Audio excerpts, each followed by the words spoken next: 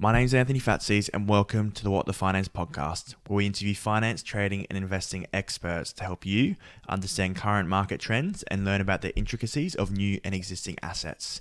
If you enjoy the podcast and to help with the YouTube algorithm, please like, comment, and subscribe. It really helps with the podcast. That means we can continue to get amazing guests. Thanks again. I hope you enjoy. Hello, everyone. And Seth, thank you so much for joining the What the Finance podcast to talk with me today. And, just my first question, can you maybe tell us a bit about yourself, how you got into investing and maybe how your views have changed over the past few years?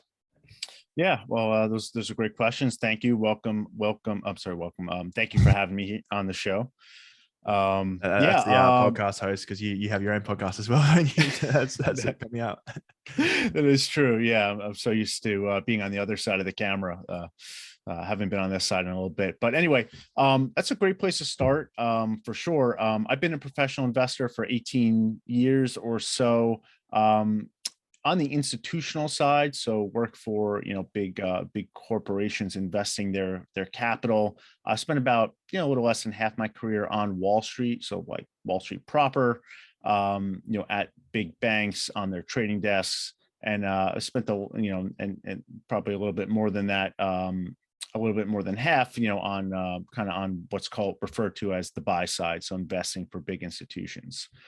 So I've seen a lot of things, unsurprisingly, even for my kind of relatively short tenure in the markets. But being at the banks during the great financial crisis, following financial companies throughout that, and seeing kind of the post financial crisis, moving into this age of increased activism at central banks, really opened my eyes to a lot of, really made me rethink a lot of concepts in investing, because a lot of the thoughts I thought that I was operating on early in my career just didn't really seem to, they weren't really bearing out in reality. So that's what led me to kind of researching things on my own. That's what led me to my blog, which is the Integrating Investor up there. And that's what really led me to rethink a lot of kind of thoughts that I have now. And a lot of my investing ideas that I hold today are quite different than what they were, maybe even like 3 or 4 years ago, let alone, when I got into the business. Yeah, so I don't know if you want to expand on that. Like, what were your thoughts? Then maybe what event? I know this is a big question, but maybe what events made you, change this perspective and say, hang on, maybe what I was thinking in the past isn't really relevant now. Yeah, that's a great question. So, we just start at the beginning. So when I, again, as if we go back to kind of the, around 2010, 2012 kind of time frame there, where we had a big increase in the central bank intervention in the investment markets. I, like so many other people, thought that was going to be massively inflationary, right? The Fed was, I'll talk about the Fed specifically, but obviously applies to other central banks. That's given my bias. As you can tell, I'm not a UK native. But the Fed was, lowered interest rates to zero and then just started buying a massive amount of bonds. And this is completely unprecedented. We kind of take it for granted. We almost forget how unprecedented it is today because we keep shattering those records of unprecedentedness. But anyway, so I had all these expectations of what I thought the central bank interventions would do in the market, most notably kind of collapse the dollar, cause investment markets to collapse, soaring inflation, and quite honestly, none of those really bore out. And I was basically faced with a choice. I could still hold on to my views, despite that they weren't really manifesting in the real world. I could, and by doing that, I could also make a lot of excuses, which I think is quite prevalent today. Or I could start rethinking some of those views. Now, it just so happened that around the same time was the 100-year anniversary of the Federal Reserve's founding. So there was a lot of papers and articles coming out about the Fed and kind of looking at its history. There are a lot about central banking.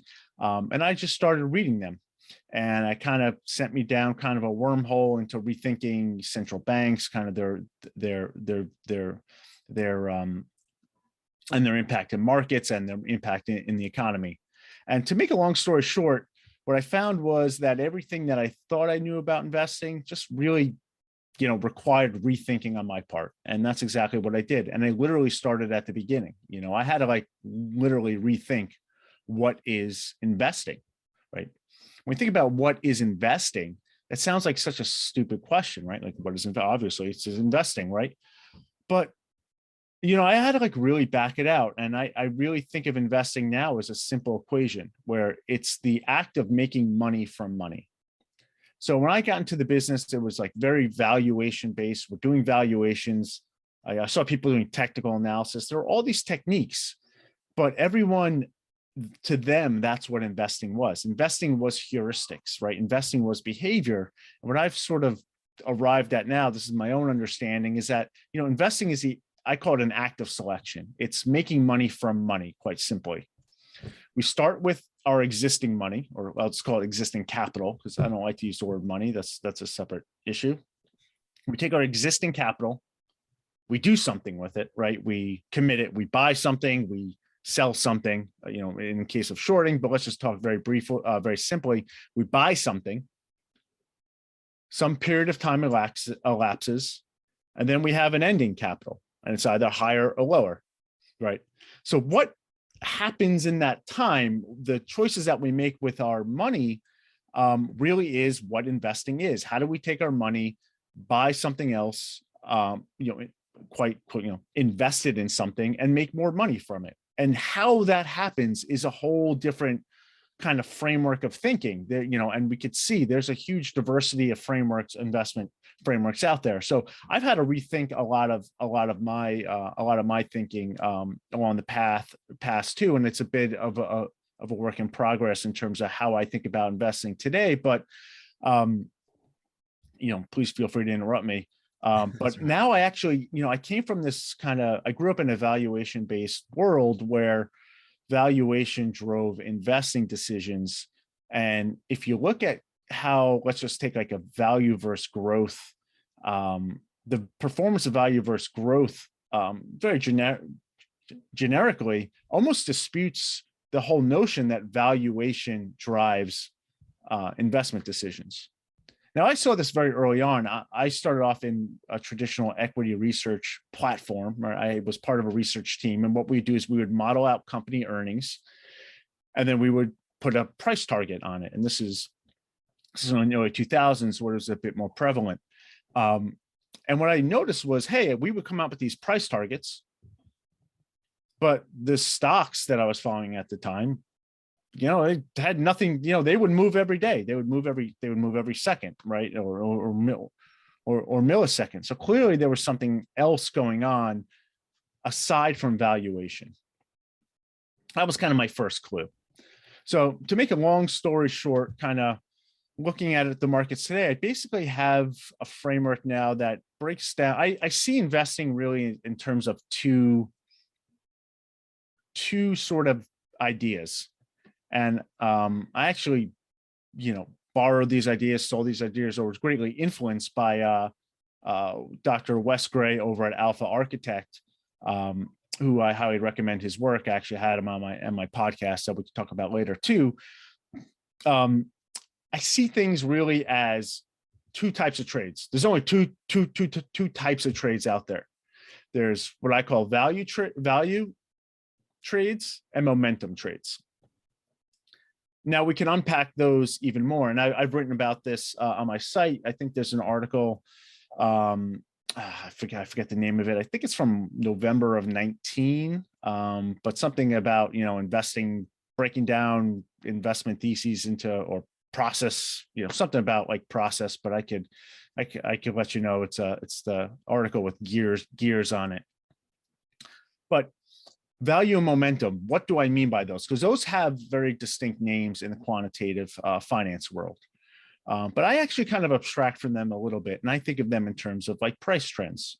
When I think about a momentum trade is really something that will persist going in the future, right? So there's a trend and the trend is going to persist. So that could be something as simple as, it's like Bitcoin, for example. I think Bitcoin will actually illustrate this quite well, where, there is clearly momentum into buying Bitcoin for whatever reason. And that reason even is in and of itself, to me, is a valid thesis. The trend will persist. The trend will keep going up. Ergo, for X and Y reasons, right? Ergo, I should own this to make money from it. Again, I'm going to buy something low and I'll sell it higher for whatever the reason, but I'm just looking at the price trend. And then there's the value reason, right? And I think of value as trend reversals, right? So something's been down in the dumps, right? There's something undervalued, but there is a reason why the security price is undervalued, right? There is some fundamental reason that is going to change the course of this company's securities, what I'm looking at, and that's what I'm trying to buy. I'm trying to buy something cheap that is not necessarily trending or so, but I think the trend is going to change such that it goes up. Right. So the two different schools of thoughts, I think people mix them a bit and conflate them. But kind of rethinking investing in terms of this active selection, kind of capital plus action plus time equals ending capital, has really helped me flesh out these ideas into, sounds more simplistic, but I think just what I think about is like a more integrated and more consistent investment framework. Yeah, it's super interesting, because I think normally what would happen is, people would say value investments are traditionally, old brick and mortar and all that, whereas the growth investments are more technology. But you really have divided that completely, and rather than focusing on those specific aspects, you make them a bit more broader. So like a technology company can be value because it's just got a lower price, and the same Right. for brick and mortar for growth. Is that sort of what you're doing? Yeah, I think so too. And I see a lot of this too, kind of in the world where you see, I don't want to pick on anyone specifically, so I won't, but you can see certain investors say, well, this, let's just say, growth company is really undervalued because of so much growth. So they're making a valuation call. They're almost like combining growth and value by saying it's undervalued, saying it's undervalued based on some kind of unknowable kind of growth trend, right? So like you're saying it's undervalued, but like there's not like a really, in my view, solid basis for it. Whereas I think a better way to express that view, that optimism, right, for a company's shares, for example, which I think is fine to have, is just to say, hey, like it's going to continue growing, and it is going to, because it is going to grow, it is going to garner interest, and it is going to stay on the same trajectory. And for that reason alone, I'm not making, for that reason alone, I think the security price is still going to go up, and I think it's okay to buy it. And I think that is a more consistent view than trying to make a valuation call, where like you're just kind of in those instances, a lot of times you're just rationalizing your wanting to own something with a model that is, it's a rationalization. I think just not as solid of a thought process. It's just saying, look, I'm going to own this because it's going up. Like, I think that's okay. And I think we over intellectualize investing a little bit, where people are uncomfortable saying that because we don't view investing as just making money from investing. We view investing as value, as having to have a valuation framework. Like investing is valuation. And I see valuation as a tool, as a heuristic even, but not as what investing is. Yeah, it's super interesting. I think that links to, when I was researching for the interview, I saw a quote on your website from the famous book, sort of Reminiscence of a Stock Operator. And it said, like, I'll read it for the audience. So, but my greatest discovery was that a man must study general conditions to size them so as to be able to anticipate probabilities. So as you said there, you're not looking at the real specifics. It's more having that broad analysis of it. And yeah, I think that's part of it. I mean, that's something that again, kind of comes into that, the investing equation too. I wish I had a slide. I could throw it up, but it's definitely in some of my my YouTube shows.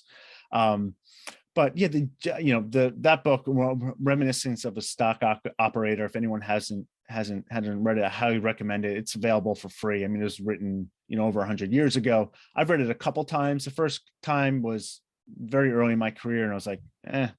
But then kind of more and more, I keep going back to it and finding these timeless quotes. And that quote was interesting for me because, again, I grew up in the valuation world, just thinking, okay, something's cheap, efficient markets will make it, will change, will you know do their thing, and I'll make money, raise the price of the security.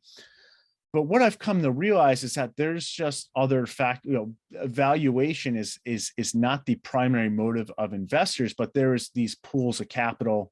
Capital overall is really what investing is about. Investing is about supply and demand, and there are supply and demand for securities, and there are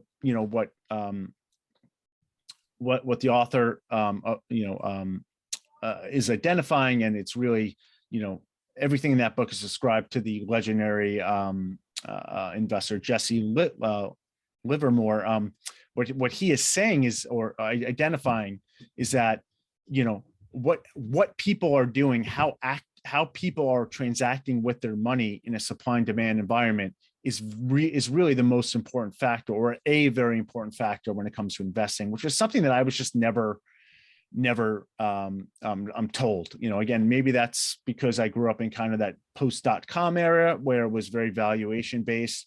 Whereas today, I think it's very evident in a lot of ways how that general conditions that Livermore is talking about really is, maybe the primary factor in investing.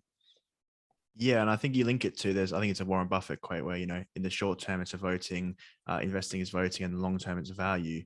And that's sort of another way of looking at it. But do you think that's really occurred, or have we seen over the past 10 years maybe that it's just voting? Because, if you look at a lot of the companies, they may not be traditionally value, but they've, continued to go up in price. Yeah, I mean, I think it depends on who the market participants are in a lot of ways. What is driving investing behavior? And I think the investing landscape has changed really dramatically over the past, 10, 15 years. I mean, the rise of passive investing, I think, has changed that. And if anyone is unfamiliar with Mike Green, over at Simplified ETF, Mike Green is probably done the most fascinating work on passive investing and its impact in investment markets.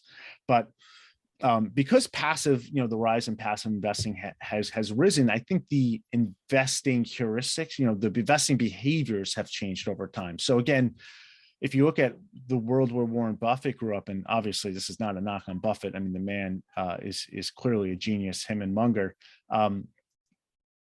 That was a world where it was very retail dominated at first, weren't a lot of institutions, but it was also very much like single stock picks and securities, and people, and valuation really is what drove a lot of investing decisions.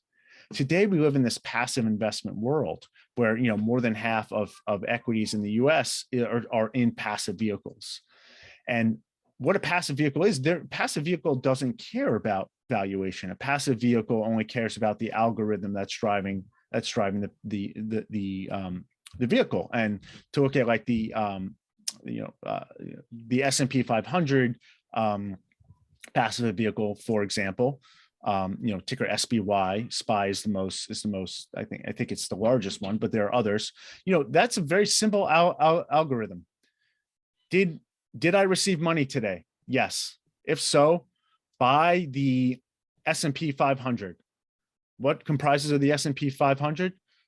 Market, it's purely a market cap driven company. So there's nothing about the market cap of the S&P 500 that talks about valuation, cheapness relative to anything else. It's just literally about the size of the company. So and there is a momentum component to that too, because as money comes into passive, the passive vehicles will buy just the share of the S&P 500 in the proportion that they exist in the S&P 500, and those will actually be bid up the price of those securities. So there is this whole momentum component to passive investing that is completely divorced from the valuation component.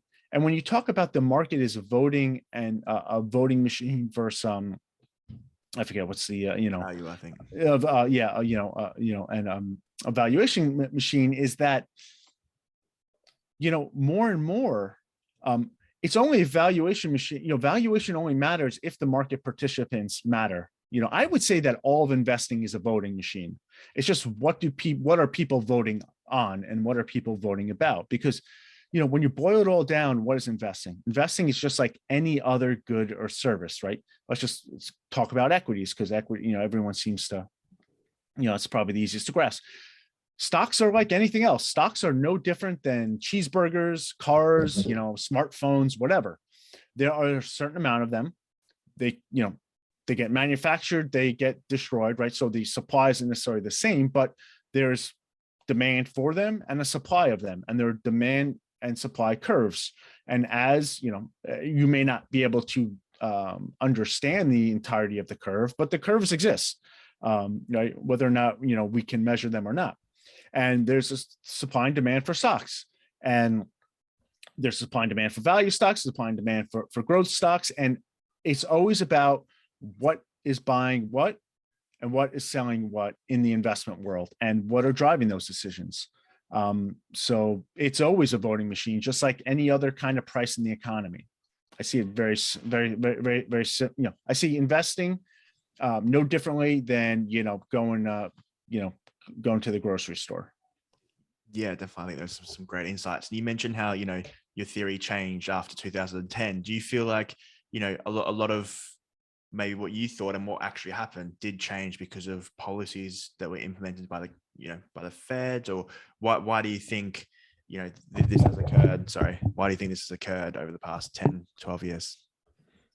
Yeah, so I think, well, I'll talk about my thinking, why my thinking changed. And my thinking changed because, what I thought did not happen. Now, let's just take this concept of inflation, right? I expected a lot of inflation. Now, people say there has been a lot of inflation. Okay, well, like, what is that? Like, please, like, let's expand upon that. There has been a lot of inflation. Where do people, where's the a lot of, when you look at kind of the inflation numbers, when you look at the, let's just say CPI, because that's what people mean by inflation today. And that I think is just a whole nother topic on itself, because I don't think inflation today means the same as what inflation meant 100 years ago. But today, whether we like it or not, inflation means something akin to the change in CPI, something akin to the average price change of of defined basket of goods. If that goes up, we call that inflation. If it goes down, we call that deflation. That's just what it is today. Well, so people make two arguments about that, because if you look about inflation, and let's take the post-COVID experience aside, let's go back to 2010 to 2019, right? That's a 9-year period. There wasn't much inflation, right? Even though there was unprecedented central bank intervention. But where's the inflation? Now, people pointed to two things. First being, the first argument would be, well, if you looked at, the baskets are wrong, right?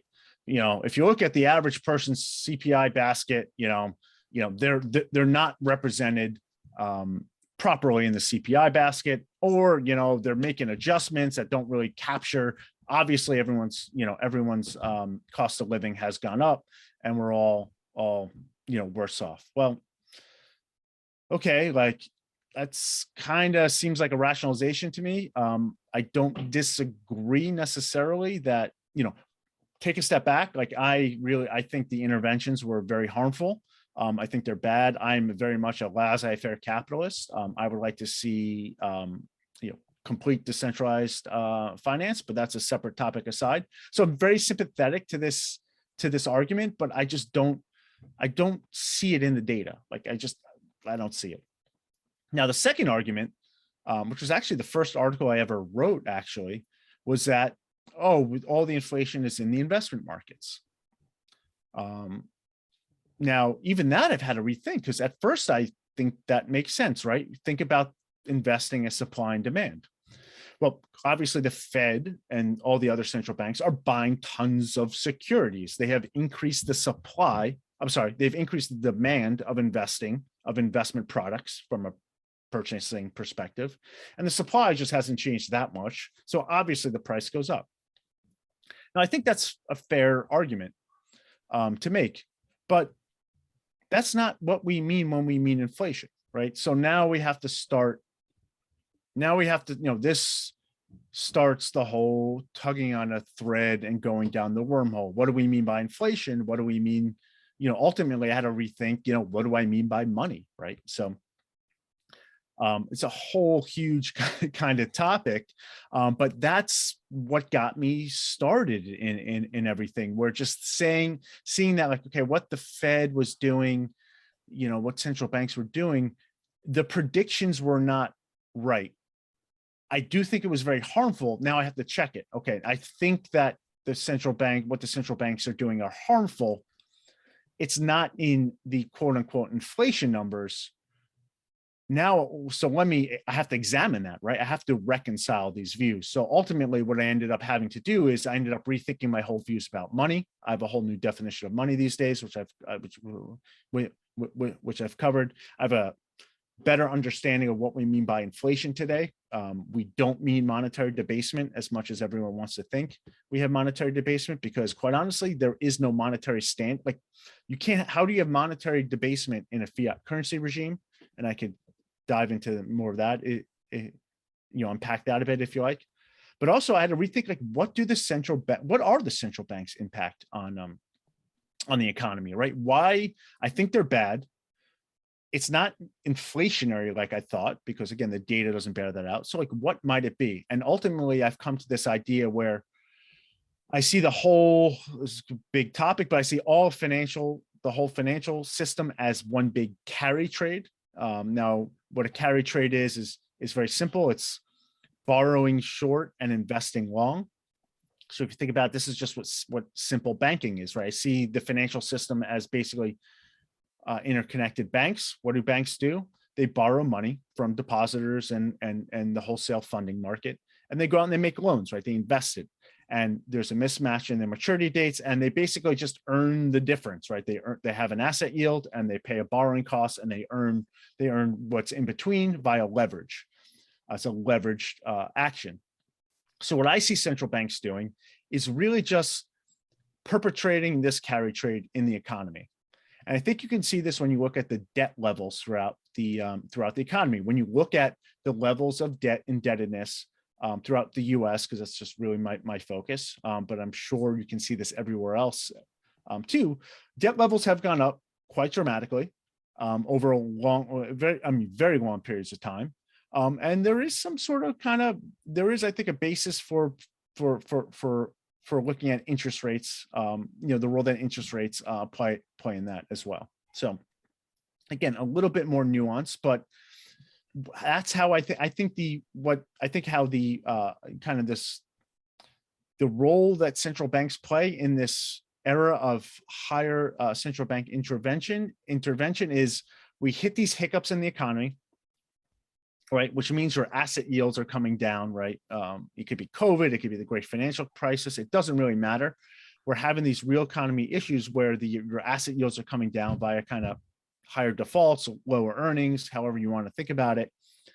And what that does to a carry trade is that blows up the carry trade, right? Because you're levered.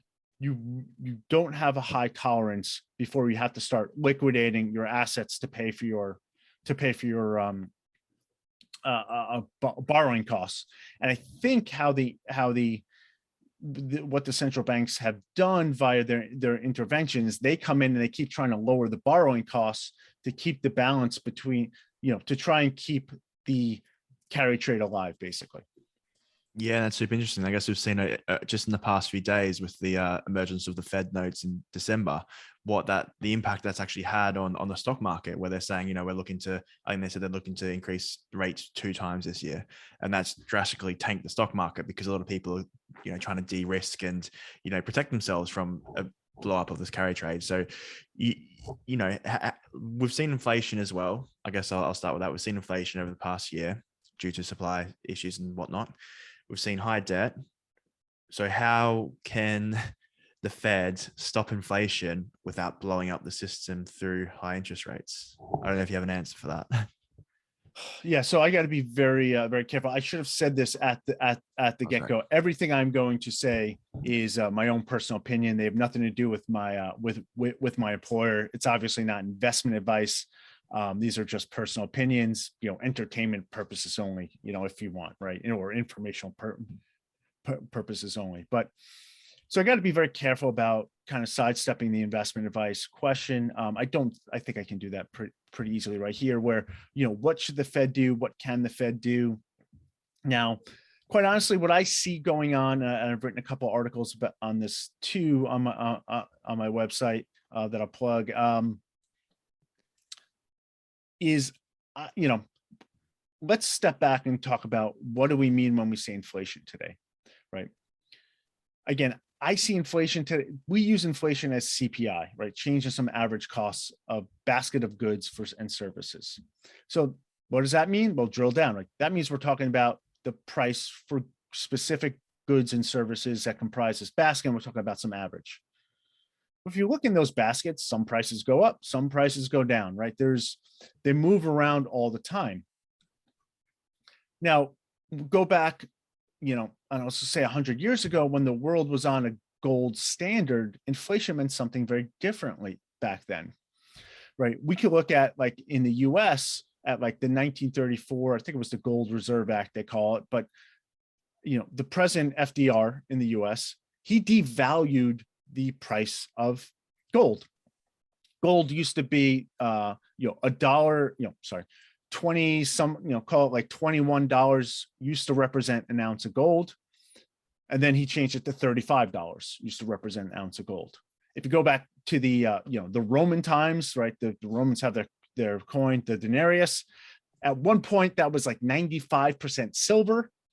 And then, fast forward, a couple hundred years, it was virtually no silver in it. It was much less precious metals.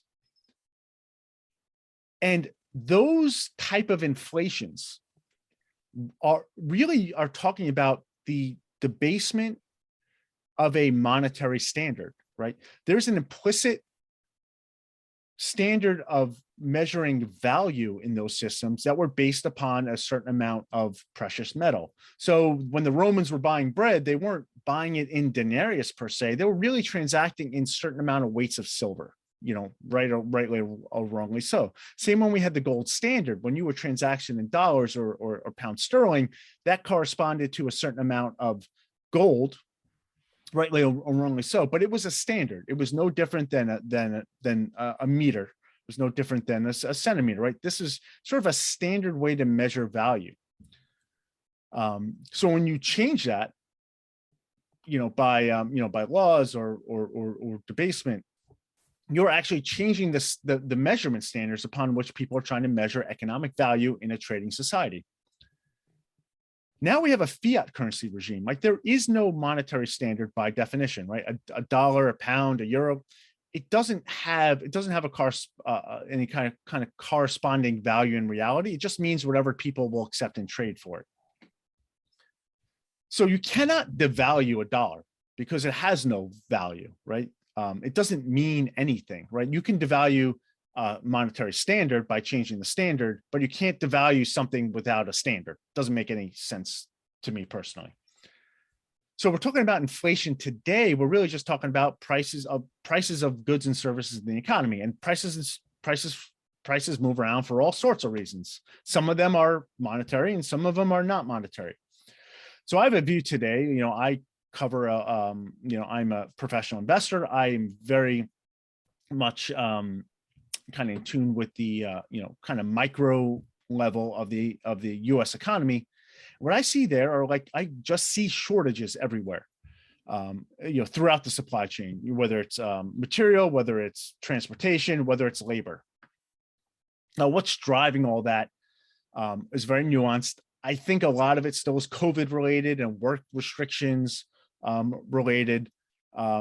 Even on the labor side, I mean, I see that more of a fiscal policy where, like, unemployment benefits were very high, for example. So people, like, weren't working, or they're getting paid not to work. So that created a labor shortages. But even that, I just have a hard time seeing any of the sort of inflation as monetary issues. And in fact, I'm not sure that really the Fed or any of the central banks really play a big role in the monetary system today, because quite frankly, we've moved away.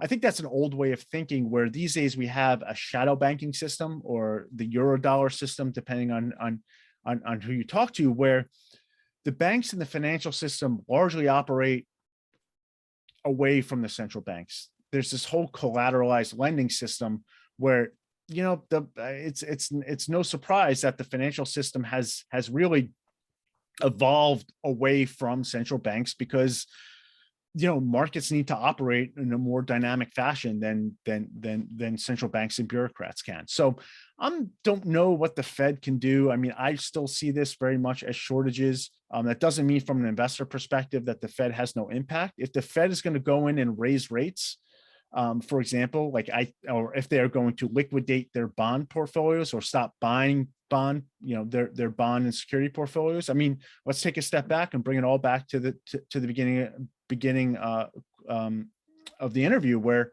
if investing is supply and demand, and the central banks being one actor in the investment markets, and that's important to note, they are not the only actor, but they are a large actor. How they act is going to impact how the prices in the financial markets, just because you're changing the supply demand dynamic, all else equal, except obviously nothing is all else equal in investing. It is a supremely complex adaptive system. So I don't know if that answers your question, but that's my best stab. No, definitely. That was a great explanation. And the Eurodollar, it's quite interesting, because it's something I'd only heard recently. And when you understand it, how most of the money isn't created by the Fed, as you said, it's created, internationally and by banks. So I'm not sure if you want to maybe explain that a bit more. And, is it beneficial for the, for the economy? Is it bad? What's your opinion on that? Sure. So so I like to refer to the shadow banking system. That's just my own personal preference. But if anyone's interested in the Eurodollar system, shadow banking system, there's a fantastic kind of 6-parter interview by Jeff Snyder from Alhambra Partners. But his first 6, those are the ones that I'm a fan of. It was done on a podcast called Macro Voices. You can definitely find it. Really opened up kind of my eyes to what I had seen kind of throughout the great financial crisis, being on trading desks, covering financial companies, and just cleared up what a lot of companies like mortgage insurance, like what financial guarantor companies actually do. And it's a whole different ball of wax. But his first 6 interviews I thought were very instructive. Everything since then I'm less of a fan of, but to each his own. So really, I like to say that the shadow banking system has a really bad name, especially post-financial crisis, because the financial crisis was a literal financial crisis. The shadow banking system completely broke down, and it was a huge unwinding of the carry trade in the financial system. And those those financial services companies were blamed. I think they were not. There were other factors, and I think the blame should be shared more broadly, but that's again a separate issue. So I like to say, thank God for the shadow banking system. Thank goodness for the shadow banking system. The shadow banking system is really a global network of interconnected banks who are transacting. They're just providing the financial services within the economy, right? Financial services are not distinct from the real economy. I mean, nothing drives me crazier than people using the term the real economy. Like, investing corresponds, and the financial system correspond to the real economy. They are connected in some way, shape, or form. If you see them as disconnected, I think that just means you are unclear on what the actual connections are. They are connected. There is no real world and fake world. So what the shadow banking system does is, the shadow banking system is really just the banking system. It is providing capital to those who want capital. And it is as simple as that. And it does this through, I would even say, a money creation process. So how does it do this? Well, the money creation process sounds very, very kind of, hard or nuanced, but it's all leverage, right? All of banking. Let's go back to the carry trade. All of banking is a carry trade. Banks and all financial services, they borrow money and then they lend money out with leverage. So the financial, the shadow banking system just does this. It's basically a leveraged lending system that operates globally. And it's as simple as that. It's all financial institutions, but it doesn't really operate with kind of reserves, which are in the US, kind of what the base money is. It really operates on collateralized lending. So because it's banks talking to other banks, they don't really care about reserves, for example. What they care about is assets. They need to have solid lending and solid borrowing. So the best way to do that is with collateralized lending, right? You are going to borrow against a hard asset. You'll get your best rate, your lower borrowing costs. So long story short, the shadow banking system is this basically the financial system of the world, and it runs on collateralized lending because you can get lower borrowing costs, and you're operating outside the purview of the central banks, who cannot be as dynamic as as a market economy.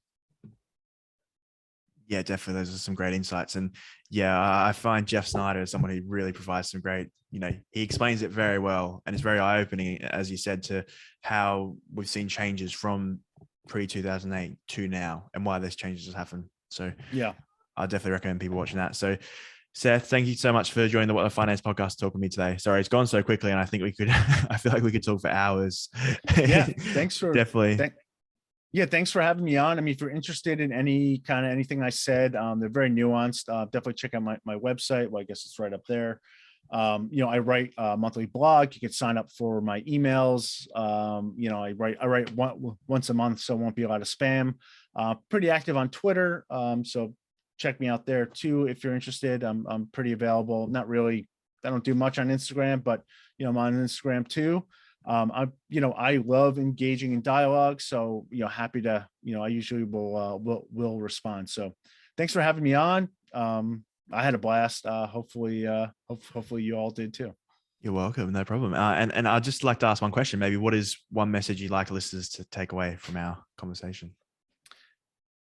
Oh man, that's a tough one. I mean, I basically more than one.